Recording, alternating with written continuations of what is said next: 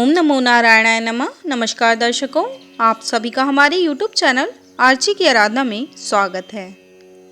पौराणिक मान्यताओं के अनुसार कार्तिक शुक्ल पक्ष की एकादशी तिथि को भगवान विष्णु योग निद्रा से जागते हैं, जिसके बाद से मांगलिक कार्यों की शुरुआत हो जाती है।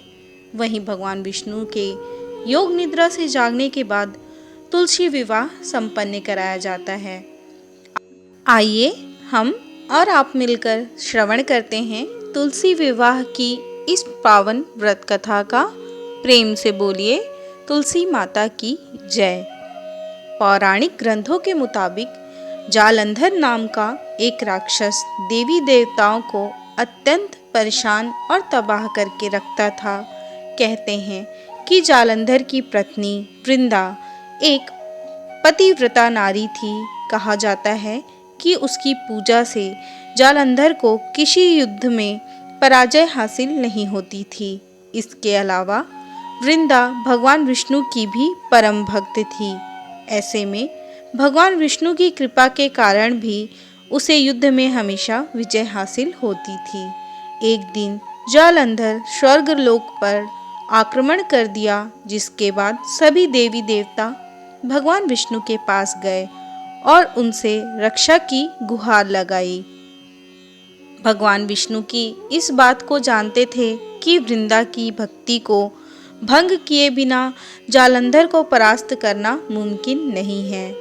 ऐसे में उन्होंने जालंधर का रूप धारण किया, जिसके बाद वृंदा का पतिव्रता धर्म टूट गया, जिससे जालंधर की सारी शक्तियां खत्म हो गई। जिसके बाद जालंधर युद्ध में मारा गया। वृंदा को जालंधर की मृत्यु का समाचार मिला तो वह बहुत निराश हो गई। बाद में वृंदा को जब उसके साथ किए गए छल का पता चला, तब उसने क्रोधित होकर भगवान विष्णु को श्राप दे दिया। वृंदा का पतिव्रता व्रत भंग होने की वजह से उसने भगवान श्री हरि को श्राप दिया कि जिस प्रकार आपने छल से मुझे वियोग का कष्ट दिया है, उसी तरह आपकी पत्नी का भी छल से हरण होगा। साथ ही आप पत्थर के हो जाएंगे और उस पत्थर को लोग शालिग्राम के रूप में जानेंगे। कहते हैं कि वृंदा के श्राप की वजह से भगवान विष्णु दशरथ के पुत्र श्री राम के रूप में जन्म लिया। फिर बाद में उन्हें सीता हरण का कष्ट झेलना पड़ा। आइए जानते हैं वृंदा से तुलसी माता कैसे बनी। धार्मिक कथा है कि वृंदा पति के वियोग को सहन नहीं कर पाई और सती हो गई।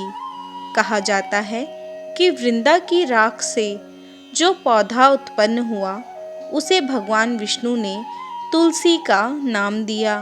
जिसके बाद भगवान विष्णु ने यह प्रण लिया कि वे तुलसी के बिना भोग ग्रहण नहीं करेंगे। इसके साथ ही उनका विवाह शालिग्राम से होगा। मान्यता है कि जो भी व्यक्ति श्रद्धापूर्वक तुलसी विवाह संपन्न कराएगा, उसका वैवाहिक जीवन खुशियों से भरा रहेगा और उसे धन वैभव ऐश्वर्य कीर्ति का आशीर्वाद प्राप्त होगा। इस प्रकार तुलसी महिमा की तुलसी कथा समाप्त हुई। कथा सुनने वाले का भी भला और कथा सुनाने वाले का भी भला। उम्मीद है आपको हमारे द्वारा सुनाई गई कथा पसंद आई होगी। अगर आपको हमारा ये वीडियो अच्छा लगा हो तो हमारे वीडियो को लाइक करना ना भूलें। कमेंट बॉक्स में जय माँ तुलसी लिखना ना भूलें और हमारे चैनल को सब्सक्राइब कर दें, ताकि आपको पूजा व्रत त्यौहार से रिलेटेड और ऐसे नए नए वीडियोस मिलते रहें। धन्यवाद।